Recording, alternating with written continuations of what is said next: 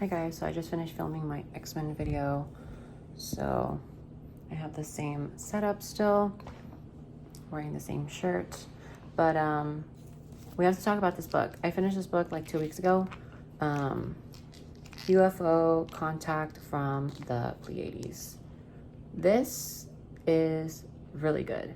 If you want to see footage of, not footage, but like film and like photographic proof of ETs and their starships.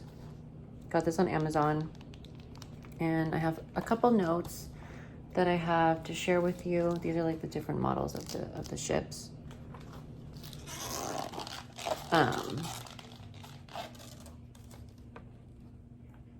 These photos went through like intensive expert analysis to make sure they were real and not fake, and well, they're real.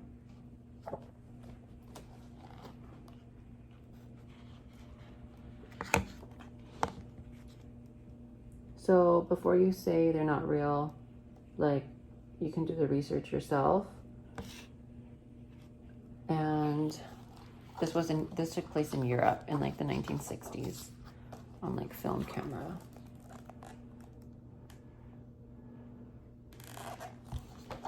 And it's just like so crazy. Like, you have to read it. I don't want to, show you everything.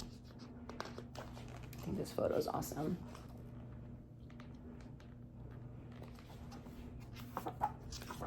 But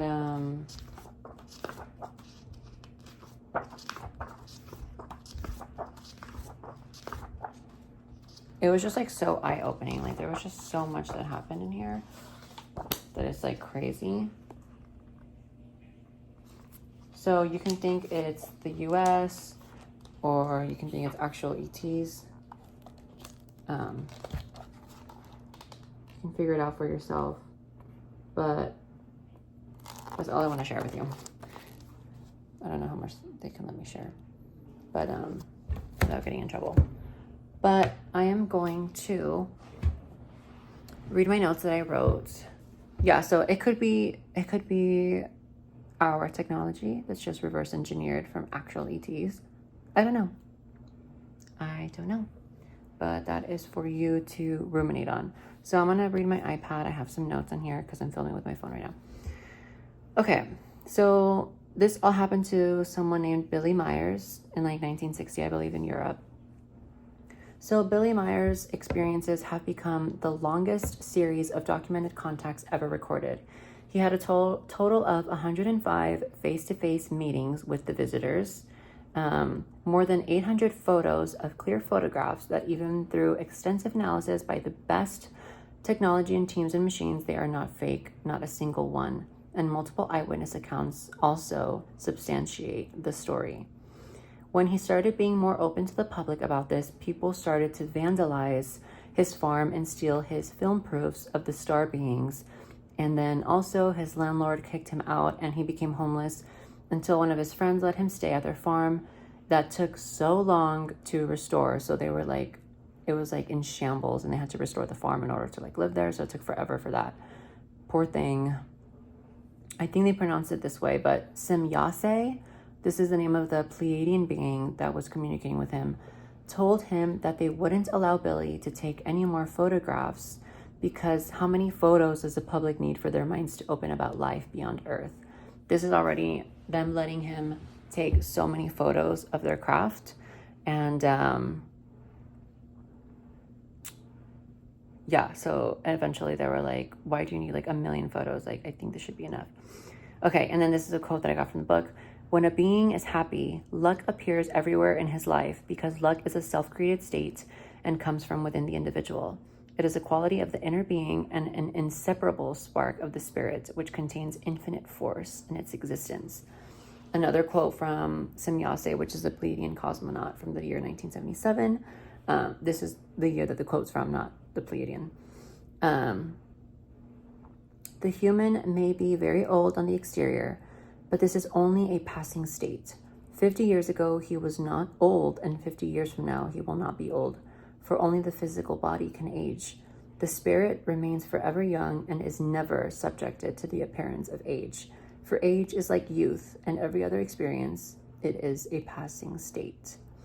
So now I wrote to read page 102.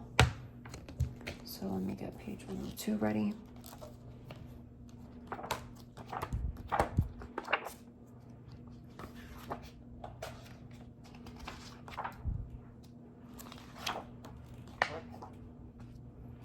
Okay. I'm on page 102.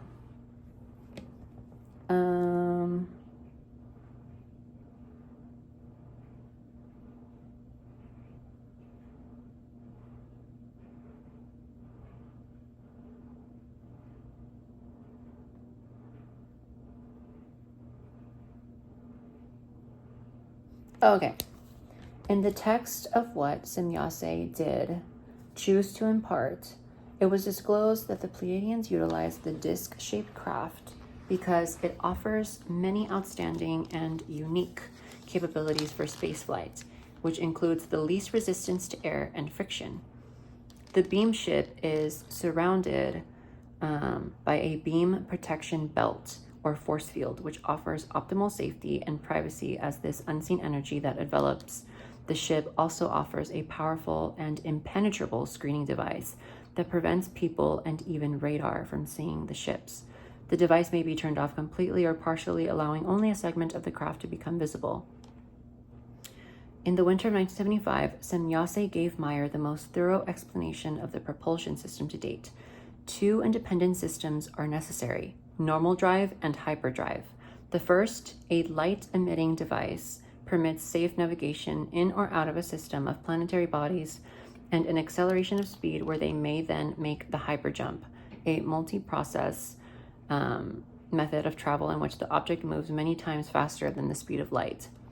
The Pleiadians stated that the mass of an object increases in relationship to the speed that it travels. And here is where the first procedure of a hyperspace leap becomes a necessity. The ship is protected by the screens, which prevent the mass-speed correlation. When the energy field screens are withdrawn and the jump is made, the computers on board simultaneously accelerate the essential distortion unit that then creates dematerialization. Space and time become paralyzed as one, and in the instant it requires to create a thought, the beam ship rematerializes at its destination. Then I have to read page 109.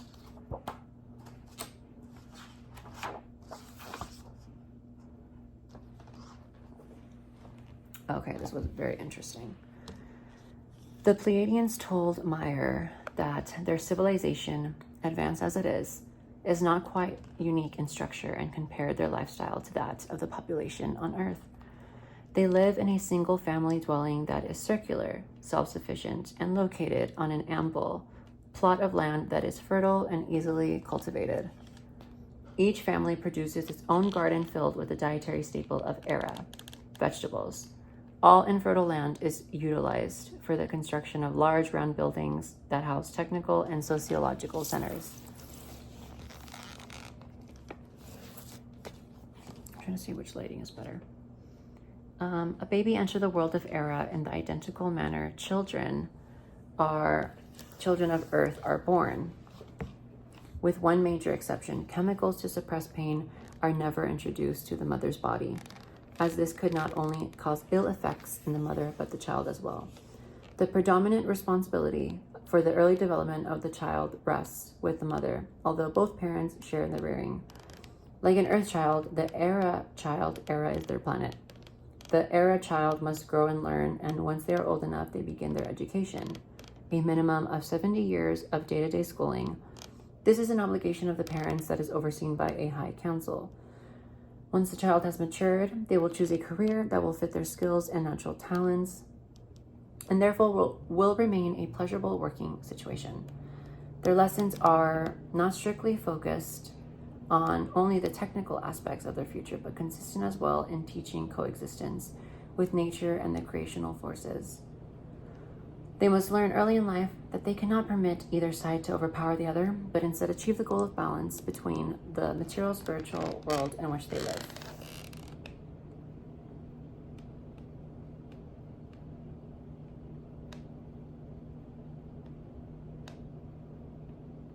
Okay. They also received no monetary consideration or reward for their endeavors. This was difficult for a man like Meyer to comprehend, but money or its equivalent had not been used for centuries, as all Pleiadians are compensated by having their basic needs provided for. Families are self-sustaining, and as a whole, the society accepts responsibility for all that happens around them. The theory of you are your brother's keeper indeed seems to hold true and be the ruling force of this organized culture. And then page 121.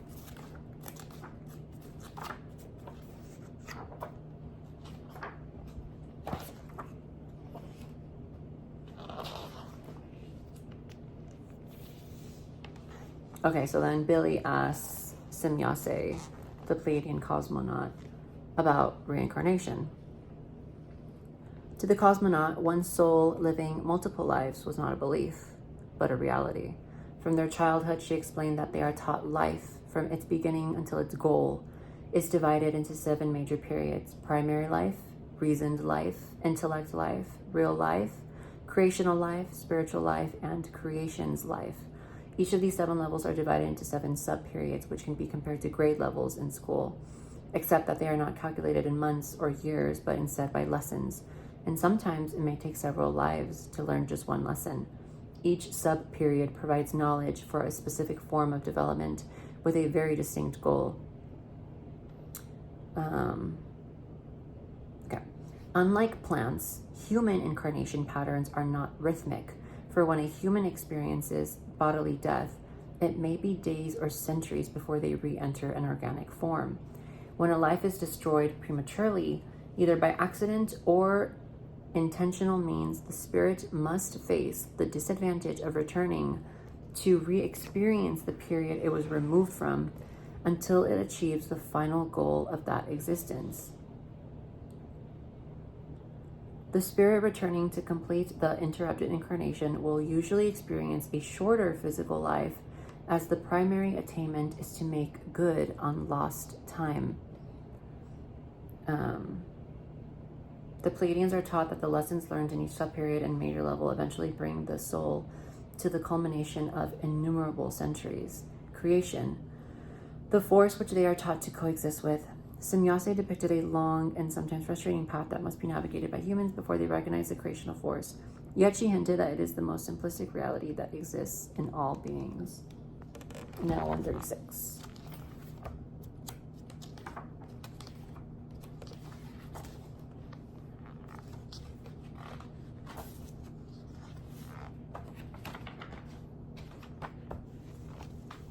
Okay.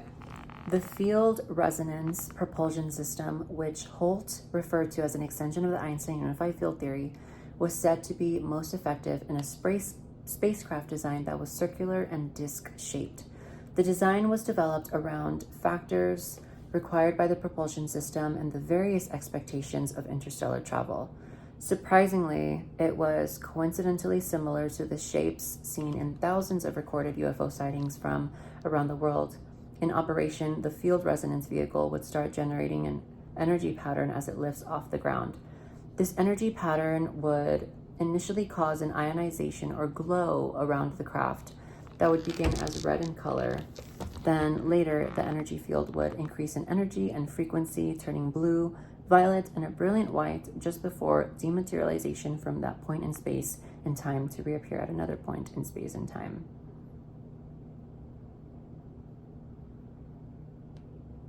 Oh, so this took place in Switzerland. It just told me. I forgot. Okay. Okay, and then what else? I think that's it from the book. And then I just have one more note. Another question that nudged the senses was why grass and bushes affected by the vortex centers continue to thrive and grow in a counterclockwise motion long after a contact had occurred. So these are like crop circles, I think, or maybe just where the starships landed. It was explained that the anti-gravity oscillation of the beam ship is more powerful than the normal gravitational field of planet Earth. Thus, the new force field overcomes the gravitational force field of our planet and creates in the plant life a gravitational shift, which the plant assumes is correct. This counter-gravity force then lingers for a period of time until it becomes weakened through age, and then Earth's gravity once again takes command. That's so insane. And that would explain so much. But yeah, the book was really good. It has volumes 1 and 2 in it, and I got it from Amazon. Definitely recommend you read it, and I would definitely say it's a great book. I have to say too that it might seem like I haven't been reading anything on spirituality or ETs or things like that. You guys, I probably like almost every morning I have been watching something on Gaia.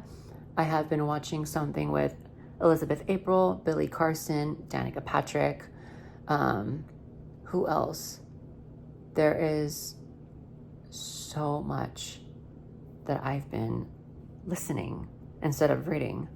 Like while I get ready in the morning, while I'm like decompressing after work, like at home.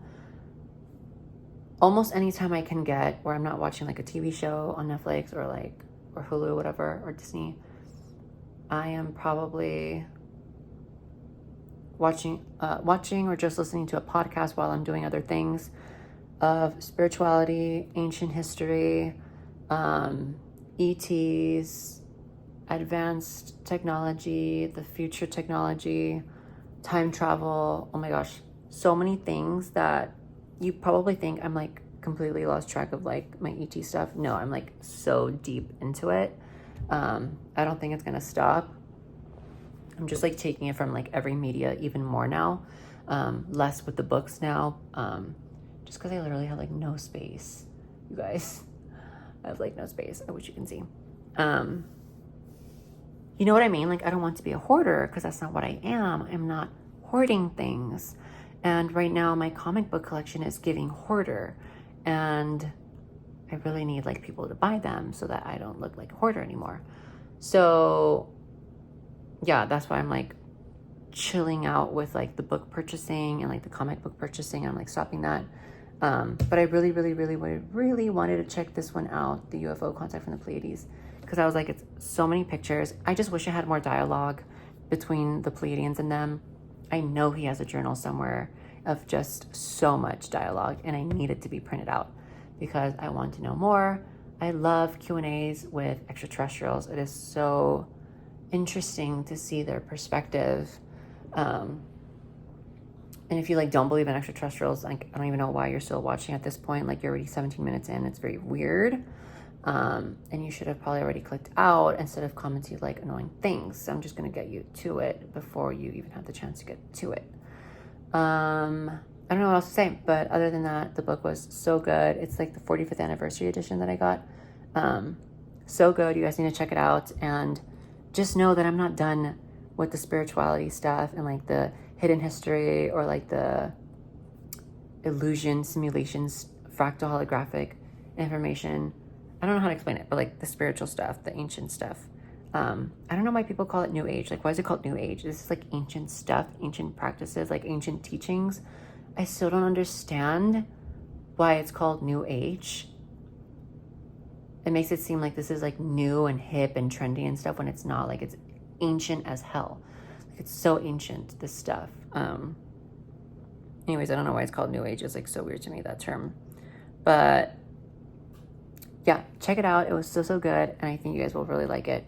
Give me recommendations of spiritual books that I should read or any other kinds of books. I need to get back into my groove of like reading. I just need to see what's like really good out there, and I just need to like chill out with like the buying a lot more than I need. I know these influencers on YouTube, on Book Talk and whatever, on YouTube and Instagram and everything, they'll influence you to buy like every book, and just like don't do that, because I see huge book unhauls, like people unhauling like hundreds of books, and that's because you bought books that you thought you were going to read and thought you needed, but you didn't. This is why I never do book hauls, because comic book hauls is different, so don't even go there. I don't do like novel book hauls, because how do you even know you're going to like that book in like several months? Because it's probably going to take you several months to read all those books, unless you're like the anomaly, like the 1 in a million person who can read a book a day. That's different. Like you have like the space for the books, like yeah, go for it. But so many people get influenced on buying like 1,000,000 books, and then they don't even know like the fucking book's about. And so I'm like, did you even do research on it? End up doing like a huge book on haul later, and I'm just like, you wasted so much money. Like, save your money, y'all. I'm gonna stop there because I can just keep talking. So have a great day, guys, and I hope you guys enjoy the book. Give me more book recommendations and I'll see if I'm gonna be into them or not, or read them or not.